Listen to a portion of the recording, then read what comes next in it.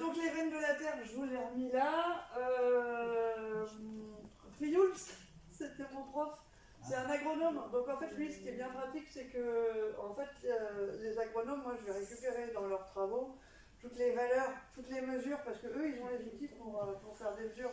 Moi, quand j'ai besoin de savoir la quantité d'eau qui est évapotranspirée, par exemple, je suis obligée de prendre un plan de haricot vert avec un ventilateur, mesurer combien de poids mon haricot vert et mon plan de haricot il va perdre, selon que je le mette tant de temps devant le ventilateur ou pas de ventilateur, ou que je compare avec un buvard, c'est un peu compliqué. Alors que M. Frioul, lui, il a tous les outils qu'il faut comme il faut, il a tous les financements. Et pareil, en fait, il nous a montré, lui, donc ses études, bah, c'est forcément plutôt au niveau des cultures, hein, culture de blé, maïs, etc. Mais par exemple, il nous montrait comment une plante que vous arrosez pas beaucoup, et bien en fait, elle va développer plein de racines dans votre pot de fleurs ou sous terre. Alors que celle qui a l'habitude d'avoir de l'eau tout le temps, tous les jours, bah, elle ne va pas s'embêter à faire de la racine. Résultat, celle que vous arrosez tout le temps, si vous n'avez pas des voisins, des enfants, des amis pour les arroser quand on va en vacances, voilà. Alors que celle qui a plein de racines, et ben elle va justement aller dans tous les petits creux du sol pour aller récupérer la moindre petite goutte d'eau. Et puis, voilà. Puis en plus, en fait, le vivant, c'est plein de relations d'entraide. Je crois qu'il peut y avoir autant de relations d'entraide que de relations de guerre. Justement, je te pose une question, c'est un peu personnel, mais moi j'arrose pas mes arbres. J'ai un kiwi, un kiwa, il y a pas loin, j'ai des arbres fruitiers, je les arrose pas. Est-ce qu'entre eux, déjà les racines, tu dis, c'est peut-être plus. Mais même l'été, je les arrose pas. Est-ce qu'entre racines, justement, comme ils gardent de l'eau, ça peut. Carrément, et en plus, tu parles des fruitiers, moi je connais mieux les pommiers, après la plupart des plantes sont endo ou ectomycorhizées, ça veut dire que en fait, soit autour des racines, voilà, les mycorhizes c'est des champignons, soit ça fait carrément un manchon autour des racines. Alors en général, le jeune arbre il n'est pas encore, justement, il n'a pas encore été colonisé par ces champignons, il n'a pas encore le manchon. Mais donc en fait, ces champignons qui sont autour ou alors qui sont infiltrés entre les cellules dans la racine, et bien en fait, eux, ils ont du mycélium. Donc c'est bien de mettre différents arbres pas loin des autres. Voilà, complètement. Enfin, pas loin, ils ont quand même justement des systèmes racinaires qui sont encore plus larges que leur propre canopée. Et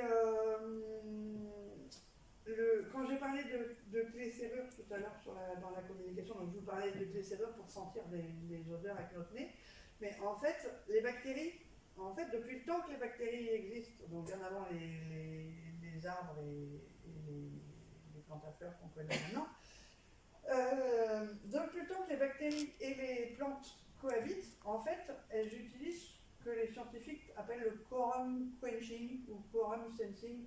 En fait, c'est justement dans l'eau, en fait, autour des racines, le milieu il est un petit peu plus humide que loin des racines. Et donc c'est dans cette légère humidité que les molécules qui sont émises par la plante, donc je parlais tout à l'heure des molécules qui étaient émises par les feuilles qui sentent bon, au niveau des racines pareil, il y a des molécules qui sont émises. Et en fait, donc, pour pouvoir atteindre les bactéries, le film bactérien, tout à l'heure quand on voyait qu'il y avait un peu du pétrole là, au bord de la tourbière, en fait c'est des films bactériens qui peuvent se créer que s'il y a de l'eau. S'il n'y a pas d'eau, il n'y a pas de cohésion entre les bactéries, elles ne peuvent pas communiquer, donc elles ne font pas de biofilm. Et ces biofilms, ils sont spécialisés, ils ont des parties spécialisées, comme nous, on a des organes. Bon, en fait, nous, on est plein de petites cellules qui ne peuvent pas être séparées les unes des autres, qui ont besoin de vivre ensemble. Le biofilm bactérien, en fait, il fonctionne pareil. S'il n'y a pas d'eau, il n'y a pas de biofilm, donc il n'y a pas de communication entre ton arbre et ta bactérie. Mais dès lors que l'arbre et la bactérie ils peuvent communiquer, la bactérie elle communique avec les autres bactéries, elle communique avec les autres champignons, et donc, effectivement, tes arbres, ton écosystème, il est en équilibre. Donc, du coup, il s'arrange avec l'eau qui tombe du ciel quand elle tombe du ciel. Vous nous avez bien montré que le cycle de l'eau est lent, long et mystérieux.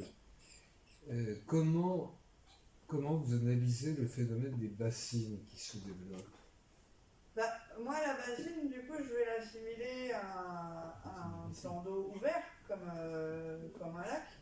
Donc si la bassine en plus elle est étanche, la seule sortie de l'eau c'est par le ciel, donc elle repart forcément à l'atmosphère.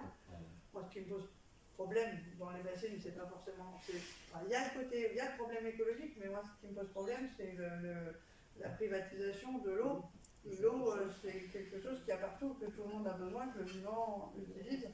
Donc une bassine qui appartiendrait que à certaines personnes et que tout le vivant ne pourrait pas utiliser, c'est pas viable.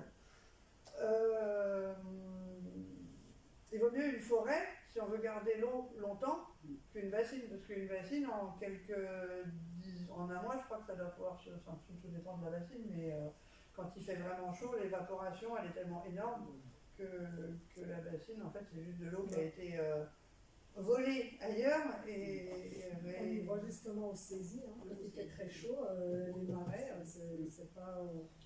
Et moi, je me suis demandé la résilience des tourbes, justement, au saisie, parce qu'elles sont, donc, je disais que les spènes, elles sont hyper adaptées pour stocker l'eau. Mais je sais que les mousses, elles sont capables de reviviscence, c'est-à-dire qu'elles sont capables de revivre après une grande période de sécheresse. Mais c'est pas infini. Hein. Déjà, si vous leur laissez 2 mois de sec, elles ont du mal. Il y a quelques espèces qui vont être, ou de champignons aussi, qui vont être capables de rester plus longtemps sans eau. Mais d'une manière générale, le vivant, quand il n'y a pas d'eau, il y en attente. Les seules structures qui restent vraiment, qui peuvent revivre après une longue période sans eau, c'est les pollens qu'on va retrouver justement, par exemple, dans les tourbières ou dans les zones de permafrost, dans les zones très froides. Parce que c'est une structure qui se détruit peu, hein. Ouais, en quelque sorte. Enfin, c'est une forme de capsule autour du gamète, du grain de pollen. Et en fait, le fait d'être dans la tourbière, du coup, tout à l'heure, je n'étais pas rentrée dans les détails, mais je vous ai dit une bêtise à un moment quand je vous ai parlé. Je vous ai raconté ma bêtise. Je vous ai dit, il y a des bactéries au milieu des sphènes. Puis je me suis rattrapée en me disant, maintenant, il n'y a pas de bactéries. Parce qu'en fait, les bactéries, elles n'aiment pas l'acide. Alors, n'apprenez pas par cœur, les bactéries n'aiment pas l'acide. C'est pour ça qu'il n'y en a pas dans la tourbe. Quand vous nettoyez, que vous n'avez pas envie d'utiliser des produits chimiques, et vous utilisez du vinaigre, et bien en fait le vinaigre, ça va chasser les bactéries qui donc détestent les endroits acides. Mais par contre, vous risquez quand même, si vous utilisez uniquement votre vinaigre pour faire votre ménage, d'avoir des champignons qui se développent de la moisissure parce qu'en fait, les champignons, eux, pour digérer, ils balancent de l'acide autour, dans le milieu autour d'eux, donc s'il y a de l'eau, parce que sinon les hydrogènes, ils vont. Ah oui, pardon. Ce qui fait que quelque chose est acide, c'est parce qu'il y a beaucoup d'hydrogène. C'est comme ça. Donc, s'il n'y a pas d'eau, les petits hydrogènes qui sont émis par le champignon, ça ne fait pas un milieu liquide acide. Bref. Donc, seulement certaines plantes peuvent réussir à vivre dans les milieux acides. C'est-à-dire, par exemple, dans la tourbière, on a des épicéas qui supportent très bien l'acidité, qui recréent de l'acidité eux-mêmes. On a les myrtilles, on a la fausse myrtille, là, on a des érelles, ça se mange aussi les érelles, on a des rhododendrons, tout ça c'est des plantes qui sont parfaitement adaptées au milieu acide et donc qui créent un écosystème, c'est-à-dire qu'elles sont capables de vivre entre elles durablement. Alors que donc, ces bactéries, comme elles n'aiment pas le milieu acide, du coup vous allez les retrouver plutôt à l'extérieur de la tourbière ou dans les prés, par exemple dans les forêts de sapins. Plutôt des champignons, effectivement, vous cherchez des girolles, des trucs comme ça, vous allez dans la forêt, plutôt qu'au milieu des roses des prés. C'est l'exception, le roses des prés qui m'embête.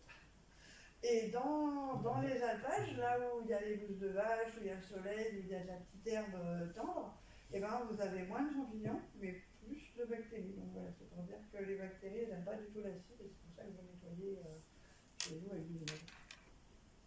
Et donc, pour que ça fasse des champignons, il faut faire quoi? Mettre du bicarbonate de temps en temps, la faire des implantations en dansant. Non, mais s'il n'y a pas d'eau, il n'y a pas de champignons. Regarde les oïdiums, l'année dernière, c'est l'année dernière que tout le monde a eu de l'oïdium dans ses tomates. En fait, l'oïdium, c'est le nom de la maladie, ça peut être plusieurs champignons qui sont responsables, mais c'est jamais qu'une question d'humidité. En fait, s'il n'y a pas d'humidité, le champignon. Parce qu'il est, il est tout fin, il a pas d'écorce, C'est l'acide. pour garder l'eau. Refais-moi la question. L'odium, il viendrait de quoi alors? Non, c'est lui qui balance, qui utilise de l'acide. En fait, toi, dans ton estomac, toi, c'est acide, parce que tes cellules de ton estomac, elles sécrètent de l'acidité. Et en fait, l'oïdium, il fait pareil quand il a besoin de digérer quelque chose. Donc lui, c'est pas à l'intérieur de son estomac, il digère à l'extérieur. Mais il fait pareil que ses cellules, elles sécrètent pour digérer les tanins de ta plante, de ta vigne, par exemple. Mais s'il n'y a pas du tout d'humidité, le problème c'est que ta vigne elle a des chances de crever, mais du coup ton oïdium aussi. C'est un problème. C'est ça. Et mon safran, puisque je suis aux problématiques de dans quelles limites on garde la personne ou la chose vivante ou pas, le safran en médecine chinoise, donc je suppose traditionnelle, c'était utilisé, paraît-il, pour les avortements ou les accouchements difficiles. Sauf que le problème, c'est que les 7 grammes de safran qui servent en une prise, c'est pas beaucoup, hein. C'est cher, mais c'est pas beaucoup. C'est un mélange de fleurs. Ouais, mais une fois que c'est rabougri, séché, justement, c'est plus que. Pour avoir 7 grammes, il faut combien de fleurs? Et puis il faut y remettre aussi matin, je crois. J'ai à peu près, je crois que j'aurai à peu près 100 fleurs pour 1 gramme. Ça, c'est ce qu'on dit à la télé, mais en fait, justement, en fait, le safran, il faut savoir que c'est vraiment facile à faire. À Albertville, ça pousse comme du chien-dent. Parce que votre sol, il est argileux, mais il est un chouïa moins argileux que le mien là-haut. Le safran, il aime vraiment pas l'eau, justement. Lui, il vit en Irak, il vit au Maroc, il vit dans des endroits plutôt secs. Voilà, et parce que, en fait, il est hyper sensible aux champignons. Dès que vous avez une souris qui va mettre un coup de dent dedans, elle ne sait pas laver les dents, du coup, les champignons, comme mon microbus, sont pas les C'est pas les mêmes variétés. Non, et donc, du coup, en fait, il faut attendre que le soleil soit levé au-dessus de la montagne. Alors, mes premiers crocus, ils étaient aéris aux Abonnais, donc après le village. Ouais, mais il y a la butte de Créolan devant par rapport au lever du soleil. Donc mes crocus se levaient à 9h30 le matin. Et des fois c'est 16h. Hein, j'en ai deux. Donc en fait maintenant le crocus c'est vraiment la plante tranquille. Le seul truc à savoir c'est que en fait si tu ne ramasses pas tes plantes le jour même parce que tu les trouves jolies, tout simplement, et bien le lendemain il va y en avoir 2 fois plus qui vont fleurir. Et puis le surlendemain encore plus. C'est vraiment exponentiel.